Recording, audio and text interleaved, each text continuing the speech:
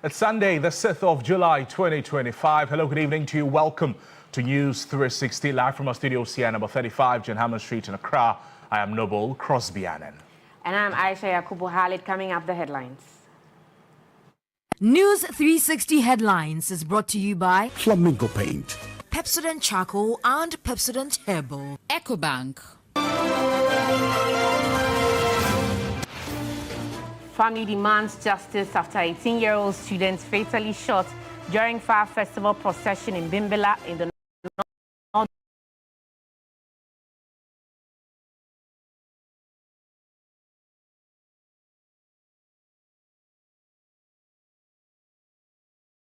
northern region. While the Ghana National Commission on Small Arms and Light Weapons is working on a new law to regulate the use of firearms. Evangelist Annan claims his sentencing fulfills God's glory and denies all charges as he leads Sunday church service without his wife. Later, we explore how Ghanaian men are struggling silently with depression under the weight of masculinity and societal expectations.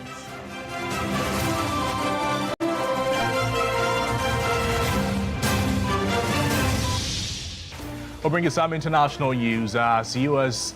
deports 8 dangerous criminals to South Sudan following a legal battle that saw them diverted to Djibouti for several weeks.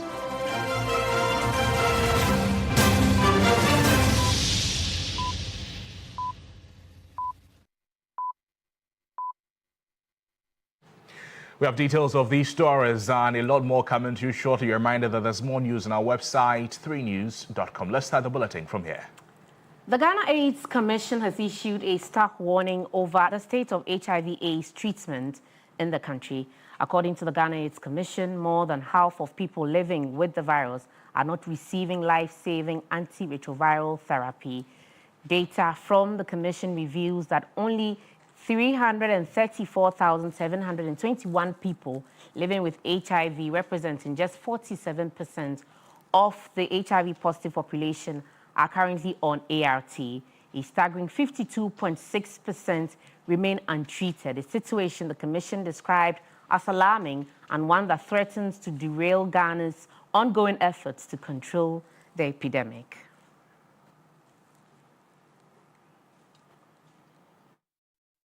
We're going to discuss this a bit further. We've been joined by Dr. Fred Nanapoku. He is Director, Technical Services at the Ghana AIDS Commission. He joins us via Zoom. Doc, good evening to you. Can you tell us what the main reasons why over half of people living with HIV in Ghana are not on antiretroviral therapy? Right. Thank you very much, and thank you for the opportunity, and good evening to your listeners. Yes, let's get these facts right. The total number of people living in Ghana estimated to be living with HIV is over 334,700 people. That first figure is about 334,721 people are living with HIV. Thank you for the correction. Out of this number, quite a number of them that do not even know that they have the virus. And that is very scary, because if you do not know that you have the virus, you live anyhow, your own health is at stake, then you have the propensity to easily transmit this virus to other people when you engage in sexual activity and other risky behaviors. So unfortunately, out of this 334,721, about 227,000 know their HIV status as having HIV. And again, unfortunately, not all of these people are on treatment. Just about 150,000 people are using the antiretroviral therapy, which are highly effective and which suppresses the virus. This is a very unfortunate situation because we know the benefits of taking the medication. That is why currently the principle that we are using is test and treat. It means that immediately you are tested, you are confirmed as having the virus, irrespective of your CD4 level, you are placed on the medication because that will suppress the viruses from multiplying in your body. That will ensure that your health is restored and you are strong to go about your normal duty. And if you reach a state we call viral suppression, you are unable to transmit this virus sexually to other partners when you have intercourse. So treatment is very, very vital in our course of events. And we see that as a very crucial step for people who have contracted HIV. Thank you. So, Doc, this low treatment rate, what kind of risk does it pose to Ghana's efforts in controlling the HIV/AIDS epidemic? Yes, as I said, in the first place, the people are not going to be well. They can easily slip into the AIDS stage, which is a stage where you have other multiple diseases affecting your immune system and affecting your entire system, and you can easily die. In fact, in 2024, we recorded more than 12,000 related AIDS-related deaths. That is also not a good thing in our current day and time. It's something that should not happen. The second issue is that because you are not taking the medication, you're putting almost everybody at risk because your viruses are not suppressed, and then you are easily transmitting the virus to other people when you engage in sexual activity. And that will ensure that we do not reach epidemic control. So people who have the virus and are not taking the medicine, as individuals, we should encourage everybody to test. As I said, we have a whole number of people who do not know their status. About 38% of people who have HIV do not even know that they have the virus because they've not tested. And then those who even know, only just about half are taking the medication. And it is not a good thing at all.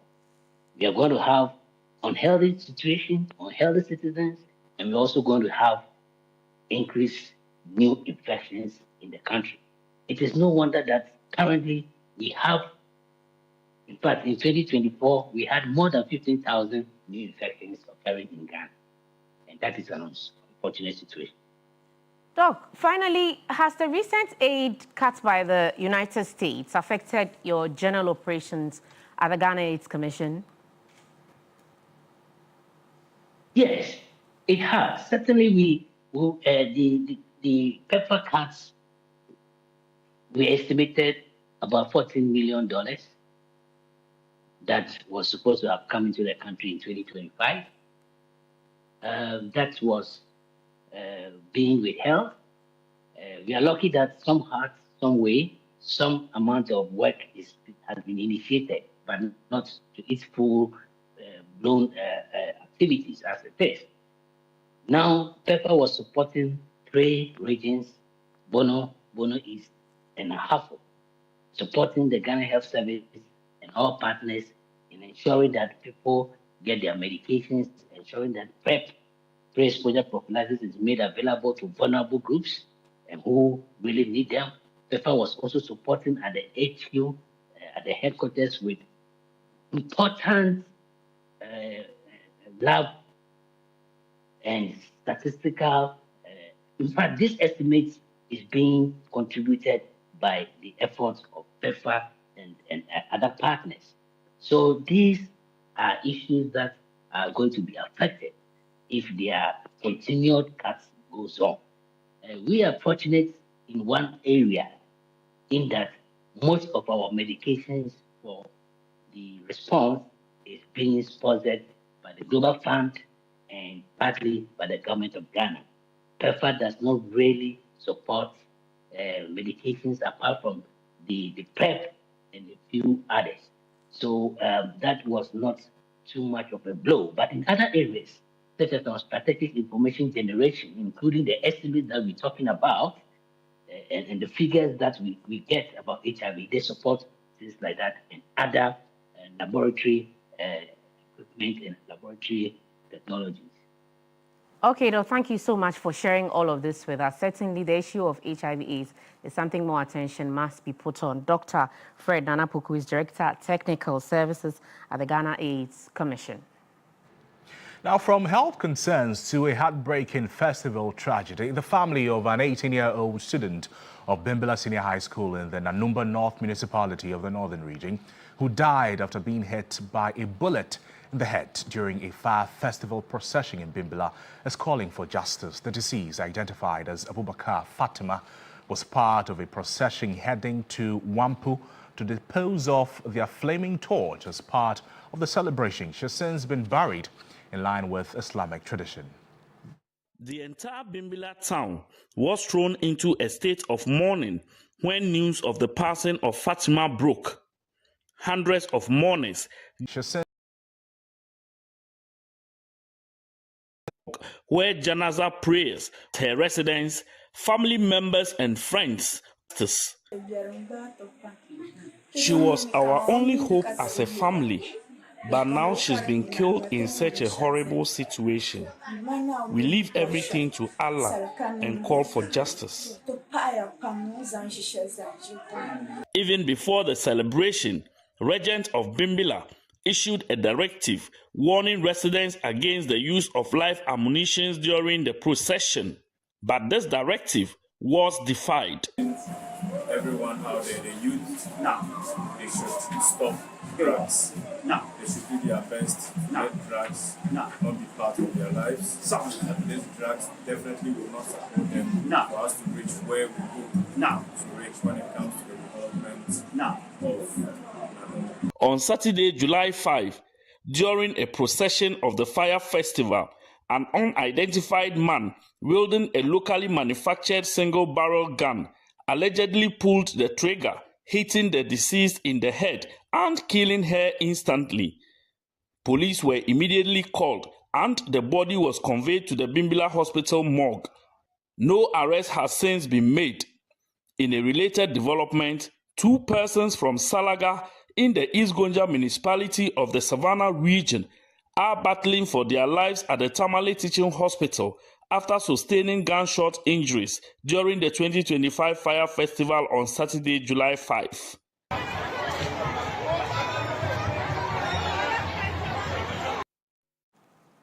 Meanwhile, the acting executive secretary of the Ghana National Commission on Small Arms and Light Weapons, Dr. Adam Bona, says the commission is working on a new law to regulate the use of firearms in the country. Dr. Bona spoke on Weekend Central in response to the death of an 18-year-old student who was killed by stray bullets at the fire festival in Bimbilla. We have done what we can do, but unfortunately, as an agency that is supposed to be monitoring and helping other agencies to combat this, what I can say with certainty is that the laws governing the regulation of firearms and the way they are used is so old, so much so that we can only, if you ask the police, they will tell you, there is no law that forbids people from using live ammo at festivals. And so at the moment, what we are doing is to refine the existing law. We have a bill that is at the ministerial level pending to go through the process and be, promulgated into law. Where festivals like this, if you are caught using a live ammo, you would be punished, because then it looks like most of our festivals and celebrants have resorted to the use of live ammo instead of using non-lethal ammunition. And to the extent that some are using military-graded, weapons, M16s. We've seen them in the full glare of the public. Unfortunately, nothing was done in the last administration. This administration, if you ask me, I will tell you that we are on the verge of getting, strengthened guns, firearm, laws in this country. And once that is done, it becomes, a tool for us to be able to ensure that those who are bringing them Don't sell them to celebrants. You can only sell them to those who want to use them for hunting and those who want to use them for other purposes apart from celebrations. It happened in Accra at the Bobu Ulomos celebration where a woman was shot with live ammo. And so we seem to be racing, behind those who are doing this. But hopefully, when this law is passed, hopefully in the next month or two, we should be able to curb this. But at the moment, we can only attempt to sensitize celebrants and, during occasions like this. While the gun debate continues, tension is also brewing on the labor front because the Teachers and Educational Workers Union TEU of the Trade Union Congress has condemned what it describes as an illegal and reckless nationwide strike declared by a breakaway faction calling itself the Tertiary Education Workers Union, TEU-GH. Let's engage King James Azotiba, who is the General Secretary of TEU-TUC. James, thank you for your time with us. Good evening to you. You have condemned the strike action by TEU Ghana in describing same as arbitrary, undemocratic, irresponsible. Now, what is their right if they wish to strike, is it not? Yeah, good evening to you and your listeners. Yes, the right to strike is a right that is enshrined in the Constitution of Ghana, but it comes with responsibilities. And for that matter, we are saying that the breakaway splinter group, calling itself the Tertiary Educational Workers Union, they are a breakaway group from my union, the Teachers and Educational Workers Union. They had, before 2020, been our local union executives, and by virtue of that position that they held as local union chairmen, we made them to represent the Teachers and Educational Workers Union at the various university councils, especially Kwame Nkrumah University of Science and Technology and the University of Development Studies. These are the two trouble spots. And they serve their 2 terms, mandatory to serve under our leadership. After their 2 terms, they said they will not go. And the site decided that they want to break away. So if you break away, you break away, yes. The laws of Ghana encourage 2 or 3 people to form a union. Yes, we know. The pluralization of trade unionism is not in the best interest of the Ghanaian worker. But yeah, that is the law, and we all respect it. But the law also says that where the status, the university, the law that establishes the various universities, since 1960, before I was born, the Teachers and Educational Workers Union was there. And the leadership of the Teachers and Educational Workers Union were the reps in council. And we have been in council until 2020.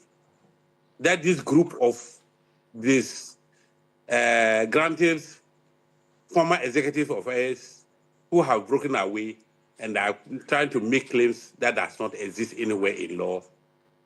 Thankfully, the Director General of the Ghana Tertiary Education Commission, who had ensured all this time that there's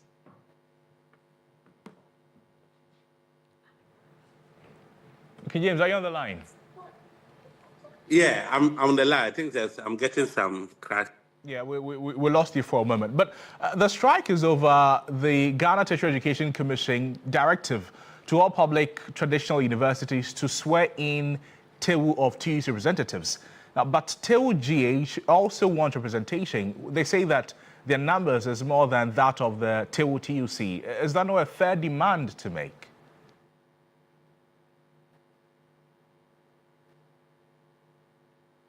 Unfortunately, we're having challenges connecting or continuing the conversation with King James Azotiba of the TUC. When we reach him, we'll bring you that conversation. Let's do some other stories here on News 360.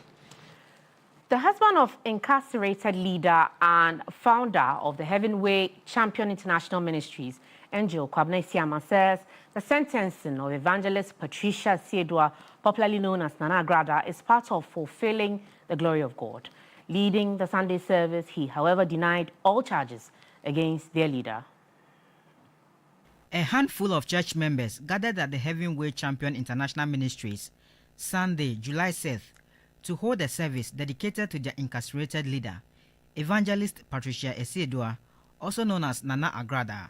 Sadness filled the auditorium, with some members openly wailing during the service, which was attended by Agrada's biological parents, brother and spiritual father. Her husband, Angel Kwabinesiama, was visibly emotional, pacing the altar and frequently wiping tears from his eyes as he prepared to address the congregation. The church's music ministry stepped in with interludes to calm the atmosphere and help Angel Esiama compose himself before finally delivering the sermon.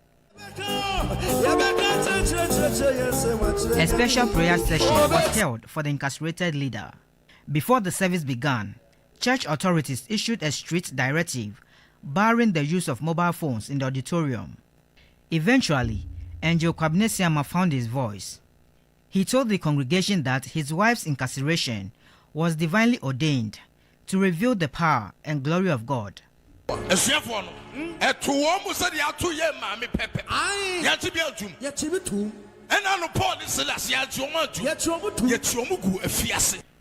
disciples also suffered the same fate as our leader. Paul and Silas were imprisoned and chained, but when their time came, they were set free. So we are not disturbed. If God has sent her to Nsawam prison to deliver his message, who are we to question it? He further denied the allegations that led to Agrada's imprisonment, adding that he too may be jailed in connection with the same matter.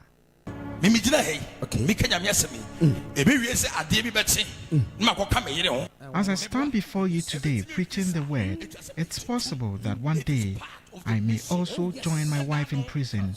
It's all part of the mission, and I have come to accept that. However, this declaration stirred unease among some congregants. They argued that it validated a viral video Nana Agrada herself had released prior to her conviction. Angel Asiama, ye criminals.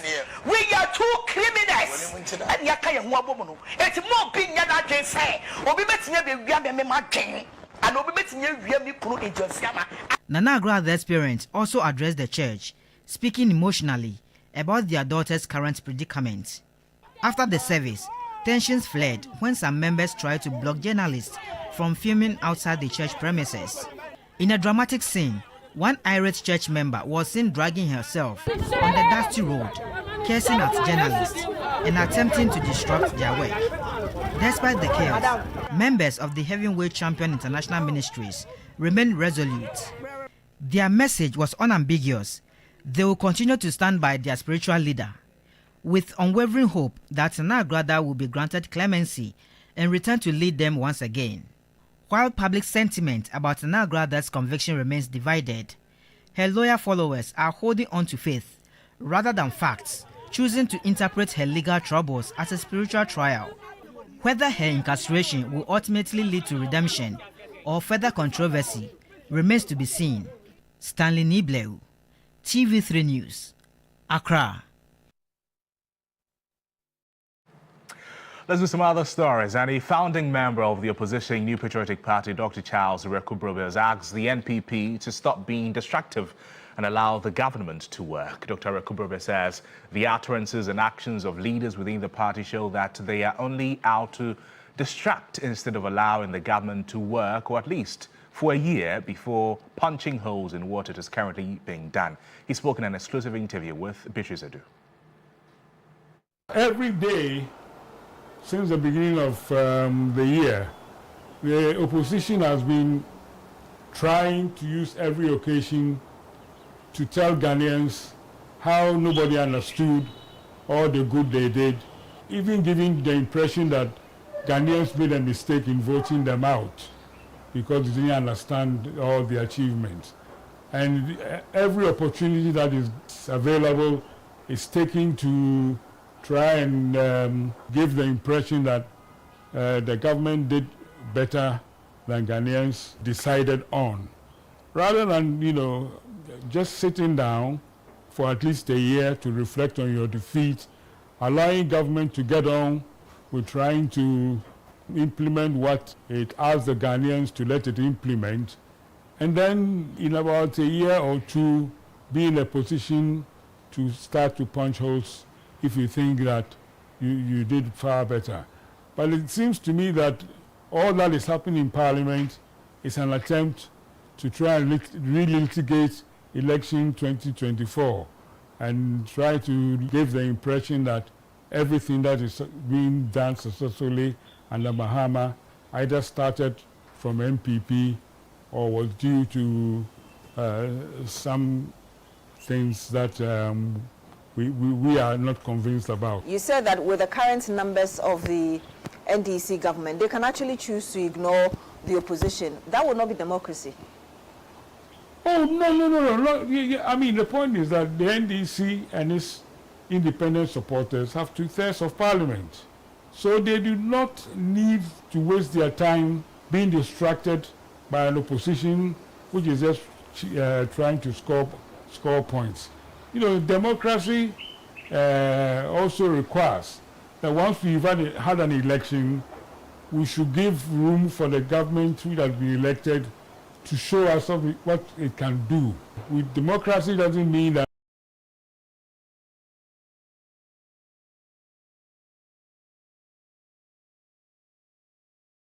you spend every day from day one really litigating the election and trying to set in train the next election. Well, but do all analysts agree with Dr. Broby there? Let's seek the views of political analyst Dr. Jonathan Asante-Okyere. Doc, thank you for your time. Good evening to you. You've just listened to Dr. Yakubu. Do you agree with his view that the MPP is, at the moment, just being disruptive? Well, let me say good evening to your viewers.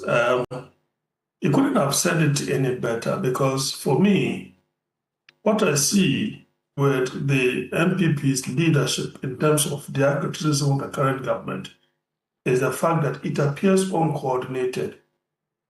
It is uncoordinated because now their focus is who should become the presidential candidate more than building the structures of the party. And it also is uncoordinated because we have a situation where the current government is simply not making mistakes.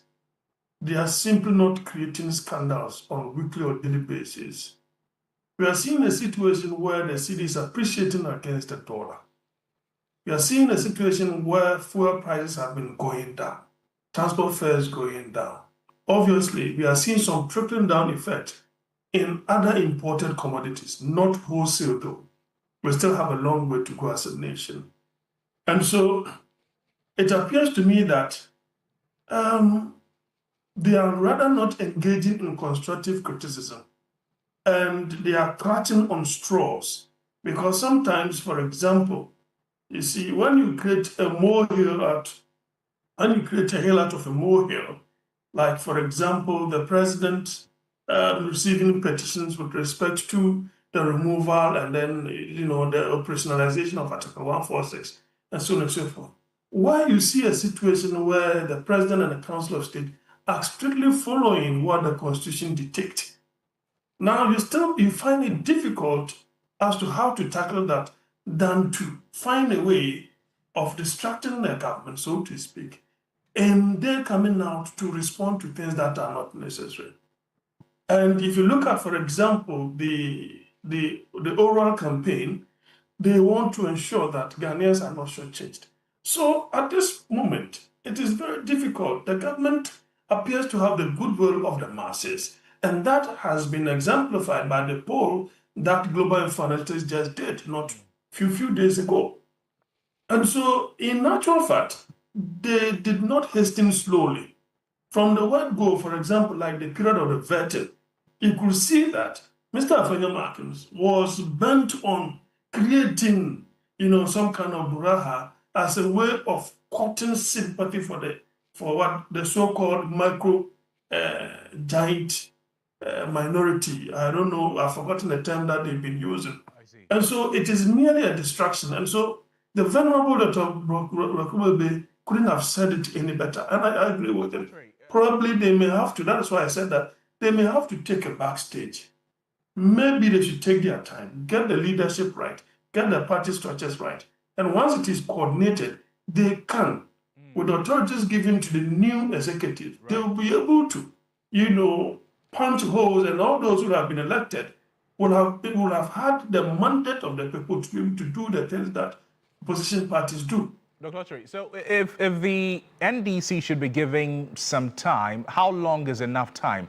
And while you're at that, what is wrong if the opposition doing what they are supposed to do in criticizing the government, is trying to put government on its toes to do, well, they're doing well, you say, but if they can do better, what is wrong if the NPP wants to push the NDC to do better? Briefly. Well, there's nothing wrong with the NPP trying to push the party government to do what is right by the people. But the problem is where there is no wrong, it is difficult to criticize. But as to the time, I cannot tell, but I remember when the NDC lost power when Mr. Rollins, Professor Mills lost power, I think he gave President Kufuor 6 months. He said for the next 6 months of his regime, he was not going to complain, compare, contrast, and say nothing until after 6 months. And so it was in later period that they began, in a coordinated fashion, to criticize the government of President Kufuor. And so I think that the belligerence in the current leadership is something that leaves to be desired, and they can do better. Maybe they can take some kind of, sometimes miracles Abuaji does well sometimes, but occasionally he gets it wrong because he's also a bit passionate, maybe because of his support for Dr. Bamia. So maybe they can get it better. Jonathan Asante-Ochiri is a political analyst speaking with us there. Let's do some other stories tonight. Moving on, the 24-hour economy policy was launched by President Mahama on July 2, 2025. And this explainer, Judith Brown, explores the vision behind this policy, the sectors involved, how it will be implemented, its benefits, and the challenges it seeks to address. What if the lights never dimmed in Ghana's industries? What if innovation and progress continued day and night? Well, from dawn till dusk and dusk till dawn, the 24-hour economy, if properly implemented, is set to redefine Ghana's future. But what is it all about? Well, let's take a closer look.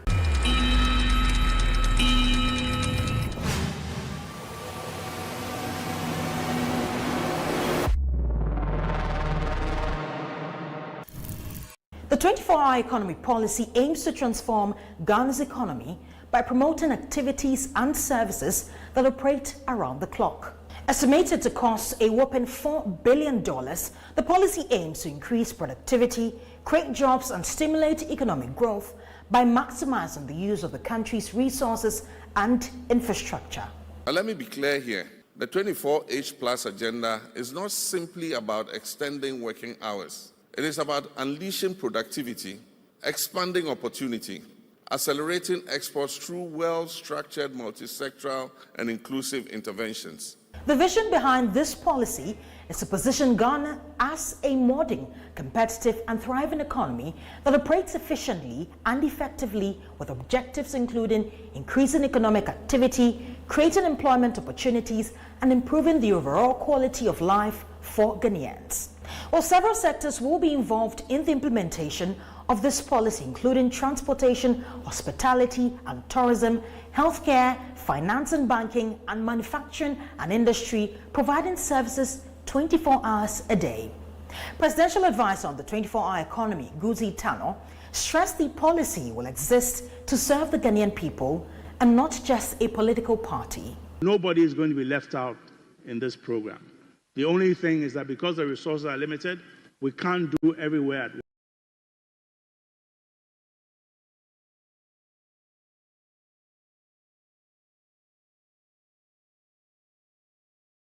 once. So what we try to do is look at those areas where we believe will be the growth poles that will also pull up neighboring districts and neighboring countries, but they can also rise gradually as these core growth poles also grow. I assure you that we're all involved in this matter, whether you are red or you're green or you're blue. The policy is set to be implemented through a multi-stakeholder approach involving government agencies, private sector players, and civil society organizations. And for businesses, there will be policy incentives including no import duties, targeted tax exemptions, no corporate tax on strategic agri-production, and many more. But the policy is already facing some criticism. Political scientist at the University of Ghana, Dr. Joshua Zato, describes it as not nationalistic in nature. The argument then seems to be that the reason why companies and businesses are not doing 3 or 4 shifts in employment is because they don't have incentives. That argument becomes wrong. For Professor of Finance at the University of Ghana, Professor Godfred Bokpin, establishing a special organization with the status of an authority to implement the policy will be costly for the country. We should be looking at the cost of implementing our development policies and the rest of them so that we don't burden the taxpayer. Well, despite these criticisms, state actors believe the policy has the potential to transform Ghana's economy. And government has already committed $300 to $400 million as seed funding to attract private sector investment. So, will Ghana's 24-hour economy policy be the key to unlocking a brighter future, or will it face the same fate as other government policies that fade away with the dawn of a new regime? Only time will tell. Judith Brown, TV3 News. This is News 360. After the break, we explore how Ghanaian men are struggling silently with depression under the weight of masculinity and societal expectations. Stay with us for more.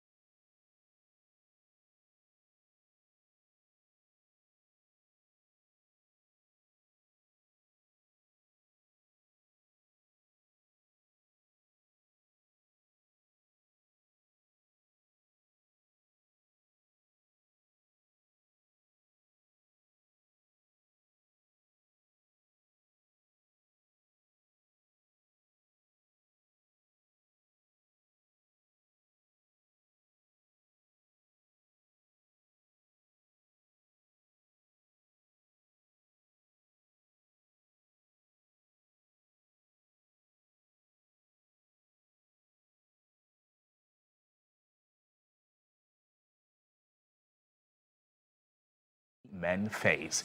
They are expected to be strong, to provide and to protect. But what happens when the weight of masculinity becomes too heavy to carry? In this report, Ayisha Yakubu explores how depression manifests in Ghanaian men and why they rarely speak about it. Men are often regarded as pillars of society. They are expected to lead, provide, and remain strong. But beneath that surface, many men are silently struggling and wrestling with emotions that they've been taught to suppress. Kwame, not his real name, is one of the thousands of Ghanaian men experiencing symptoms of depression, exhaustion, isolation, anger, and even hopelessness. But like many, he remained silent for years. The side of the world where we find ourselves, people have a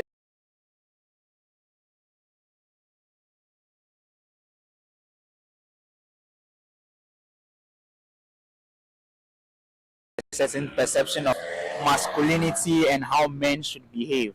But I think that sometimes even the most little things in our lives can put us in states of depression. Personally, it was as a result of my ambitions. I ran for an elections. I put a lot into it. I didn't win. It came from the little things, the people that I thought should have been there for me. It came from issues of sometimes parental pressure. When you don't talk to people, for me, it was quite easy because I've had thoughts at times where I felt like I should just probably walk from some story building and just maybe go down. He kept his pain hidden behind a smile for years until one day it became too heavy to carry alone. When I hear people talk about depression and people say that people shouldn't be behaving this way because they are going through an issue, I say that we all have different mental capacities and the manner in which we are brought up. So the way I'll handle a heartbreak is different from how my friend would handle it. Boys, they go through things like on a more serious note and they don't want to talk to people, like they don't want to have conversations about it. And it's because of the perception that people have about them. You're not a strong man, you're not a very strong person. Kwame's silence mirrors a troubling social norm. From boyhood, many Ghanaian men are raised to believe that expressing emotion is weakness, crying is discouraged, rest is labeled as laziness, and asking for help unthinkable. One thing about the male figure is this, that he finds it hard to open up because he feels that it's going to be a stain on his ego. By the time that guy is now opening up, it's like he's a wounded soldier. Like as a guy, it's not very easy to actually open up to someone. You see, the thing is, when you want to open up with someone, it's like they see you as a man, you understand? So it's like you don't even have anybody to talk to. My dad will always tell me that, Charlie, the world is real, so go through it. Even when a guy wants to open up, it's very hard for them and they don't even know how to do it. And they're depressed and they can't see any solution for them because they feel like they have to work it out by themselves. They can't say something like, yeah, so if you talk to someone, maybe the person might help with what you're going through, give you solutions pertaining to that. Globally, over 264 million people live with depression. While data on depression in Ghanaian men is limited, experts estimate at least 1 in 4 men in Ghana will experience depressive symptoms in their lifetime. Yet, very few seek help. The thing about depression is that it comes with, or any mental illness comes with interrelational problems. So if you are somebody that's had a lot of friends, used to like going out, now you are depressed, start keeping to yourself. People try to find ways to cope. So for some people, their coping mechanism ends up sending them into substance use, be it alcohol, cannabis, opioids, and so on and so forth.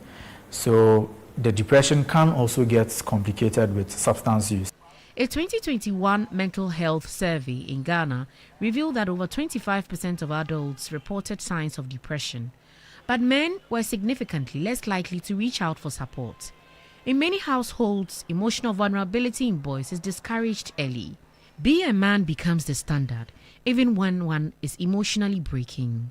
Just by this mere how we are raised in our society, men sometimes might not even identify the symptoms in themselves in the first place, where the person feels sad, but oh, Charlie, it's life. So I believe despite the societal expectations, if the people that surround these men or just surround people who generally become depressed do at least a little bit of probing, we might start seeing more and more people coming to terms with the symptoms that they are manifesting and then showing up to the hospitals for treatment. Breaking the silence starts with listening. Men and boys should be encouraged to speak up about what they are going through. It starts by reminding every man, young or old, that seeking help is not weakness, but strength. Ayisha, Yakubu, TV3 News. The Member of Parliament for Ahanta West, Mavis Kwabisi Boateng, has launched the Ahanta Language Renaissance Project to revitalize and promote the Ahanta language in selected schools in her constituency. In support, the Minister of Lands and Natural Resources, Emmanuel Ama-Kofi-Boa, has committed to facilitating the training of 40 additional teachers to bolster the project. The teaching and learning of some Guinean languages, including Ahanta, have long been hindered by urbanization, globalization, and the prevalence of languages like English and Akan. It is to address this that the Member of Parliament for Ahanta West, Mavis Kwabisi, has launched the Ahanta Language Renaissance Project to institutionalize the Ahanta language, predominantly spoken in her constituency, as instruction in local schools and to fulfill her campaign promise. This has received massive support from her constituents. So if the MP, together with the hunters or chiefs or anybody, is embarking on putting the language into our curriculum and ensuring that the language is being learnt from in our various schools, it will help us. It's a positive sign, a positive initiative by the MP, because we don't want our language to get mixing or to exit. It is in the right direction that Madam Mavis Kwabisi has initiated a process to begin the teaching of Ahanta language in our schools. You will recall that the minister, in an appeal to Parliament on Wednesday, July 2, had emphasized the need to document and teach Ahanta, one of Ghana's 40 endangered languages, in schools, with its receiving bipartisan endorsement. It is proper that the Ahanta language is recognized as part of the curriculum, especially for those in that part of Western region that speak Ahanta. The language is dying slowly. So with this bold step and a call, a national call for us to revive the Ahanta language, Mr. Speaker, I think it's a step that we all need to support with all alacrity. When we speak in our local language and when we learn in our local language, it leads to better comprehension. And not only does it lead to better comprehension, it also helps with citizenry participation. The project, with the support of 20 volunteers, will be piloted in 20 local schools. I am pleased to announce that the Ahanta West Municipal Education Directorate has identified teachers with an Ahanta background who have been trained for the pilot phase of the language program. 20 schools across the municipality have been selected, and the piloting of the Ahanta language curriculum is currently underway. Western Regional Minister Joseph Nelson has urged the Ghana Education Service and the Ministry of Education to give this initiative the full institutional backing it requires. The success of our Ahanta Language Renaissance project will depend on sustained partnership, advocacy, and action at all levels. I urge the Ghana Education Service and the Ministry of Education to give this initiative the full institutional backing it requires. Meanwhile, the Minister for Lands and Natural Resources, Emmanuel Ama-Kofi-Boa, has pledged to support the training of an additional 40 teachers. The small thing we can do is to support the initiative. And so I've asked that I will also support the training of 40 teachers, and we will do that. TV3 News, Ahanta West. This is News 360. Ore Kwampo joins us shortly with some sports news.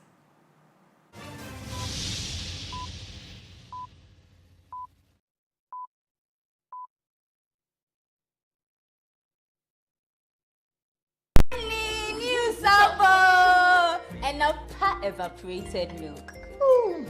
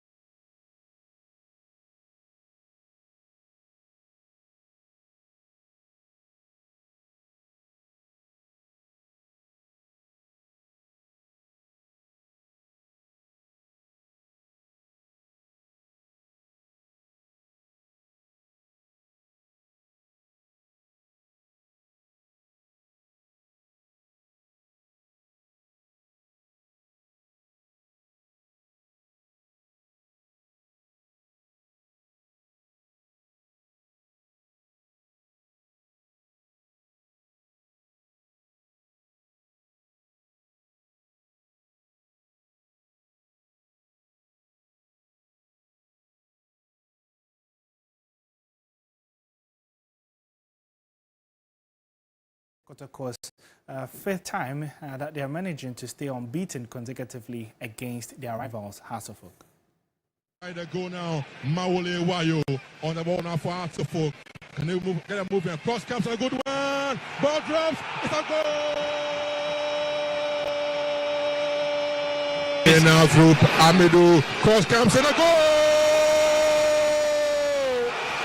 It is a goal. Backs in the Ghana Premier League this season, and right from again, plus of the whistle. Left shown. Good. A chance. Out of goal.